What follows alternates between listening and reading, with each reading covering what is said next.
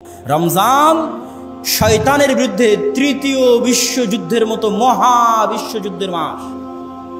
অতএব এই 30টা দিন প্রত্যেকটা যুবককে চ্যালেঞ্জ দিতে হবে যে আমরা শয়তানের খপ্পরে পা দিব না। মান সামা রমাদান ঈমানান ওয়া ইহতিসাবান, ঈমান সহ সিয়াম থাকলে অতীতের গুনাহ মাফ হবে। ঈমান সহ মানে লা ইয়াজনি জানি হিনা ইয়াজনি ওয়া হুয়া মুমিন। যখন কোনো জেনাকারী জেনা করে তখন তার অন্তরের মধ্যে ঈমান থাকে না, জেনা করা অবস্থায় ঈমান থাকে না। যখন কোনো চোর চুরি করে, চুরি করা অবস্থায় তার অন্তরের মধ্যে ঈমান থাকে না। তাহলে আপনি যখন রমজান মাসে গুনাহ করবেন, আপনি কি ঈমান সহ সিয়াম রাখতেছেন না ঈমান ছাড়া? কথা বলেন, ঈমান সহ না ঈমান ছাড়া? ঈমান ছাড়া। অতএব হে মা এবং বোন, হে উপস্থিত যুবক সমাজ, আমার পক্ষ থেকে রমজান মাসে দুইটাই দাবি। এক, কোরআন কোরআন কোরআন কোরআন। রমজান মাসে কিছু করতে পারেন আর না পারেন, কোরআন তেলাওয়াত করেন। গোটা বাড়িতে কোরআন তেলাওয়াত হবে, প্রত্যেকটা সদস্য কোরআন তেলাওয়াত করবে। যে কোরআন পড়তে জানে না কোরআন পড়া শিখবে। আর 2 নাম্বার জরুরি কাজ হচ্ছে গুনাহবিহীন রমজান। তারাবির সালাত আদায় করলেন, জোহরের সালাতে নাই। এই রমজানের কোনো মূল্য আছে? জোহরের সালাত ছেড়ে দেওয়া মানে যে কোনো ফরজ সালাত ছেড়ে দেওয়া অনেক বড় বড় কাবিরা গুনাহের চেয়ে বড়। ইবনুল কাইয়িম রাহিমাহুল্লাহ তার বইয়ের মধ্যে লিখেছে এই সবচেয়ে বড় গুনাহ শিরকের পরে যদি থাকে তাহলে সেটা হচ্ছে তারকুস সালাহ, সালাত ছেড়ে দেওয়া, অনেক গুনাহের চেয়ে বড়। তাহলে আপনাকে রমজানে যদি আপনি ফরজটুকু আদায় করেন, ফরজ যদি আদায় করেন, তবুও আপনাকে গুনাহবিহীন থাকতে হবে।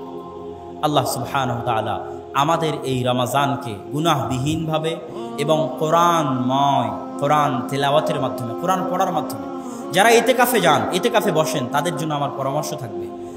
ইতিকাফে গেলে আমি অনেককেই দেখি যে তারা বিভিন্ন বই পুস্তক নিয়ে ইতিকাফে প্রবেশ করেছে, মোবাইলে অনেক বক্তার বক্তব্য নিয়ে ইতিকাফে প্রবেশ করেছে।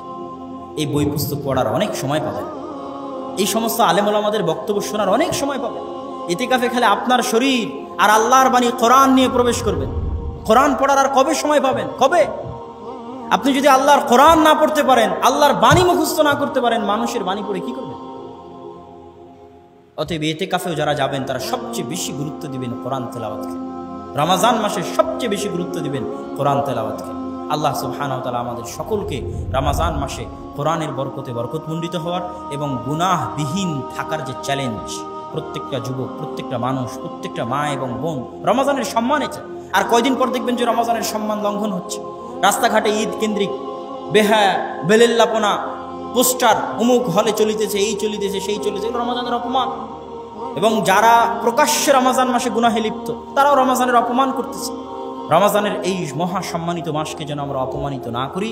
আল্লাহ সুবহানাহু ওয়া তাআলা আমাদেরকে গুনাহবিহীনভাবে রমজানের সম্মান বজায় রেখে কোরআন তেলাওয়াতের মাধ্যমে রমজান অতিক্রম করার তৌফিক দান করুক। আল্লাহুম্মা আমিন।